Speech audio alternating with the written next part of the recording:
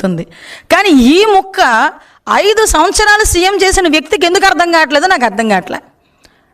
ఇప్పుడు ఒకరు ఉంటారండి, వెంకటేశ్వర కంపెనీ అని బోల్డ్ కంపెనీస్ ఉంటాయి. ఇంకా వెంకటేశ్వర పేరు పెట్టుకున్న వాళ్ళందరిది ఒకటే కంపెనీ అవుతుందా? కొంతమంది ఉంటారు, ఏదో ఇంకో శ్రీనివాస అని రాస్తారు, ఒకరేమో లక్ష్మి అని రాస్తారు, శ్రీలక్ష్మి అని రాస్తారు కంపెనీస్ పేర్లు. ఇంకా అందరూ ఒకటేనా? అందులో చాలా డైరెక్టర్స్ మారుతారు, సీఈఓస్ మారుతారు, టీనీ నెంబర్ మారుతుంది, డీనీ నెంబర్ మారుతుంది, రిజిస్ట్రేషన్ నెంబర్ మారుతుంది, ఈ సినీ నెంబర్ మారుతాయి.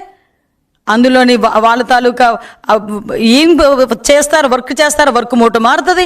ఇవన్నీ తెలియకుండా బురద జల్లేద్దామని చెప్పేసి కూర్చుని పోయి నోటికి వచ్చినట్టు మాట్లాడుతున్నావు.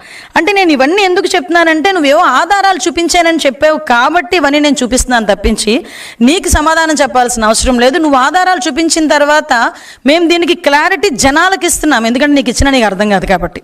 మేము జనాలకి చాలా క్లియర్గా చెప్పాలి అనుకుంటున్నాం కాబట్టి ఇక్కడ మేము చెప్తున్నాం.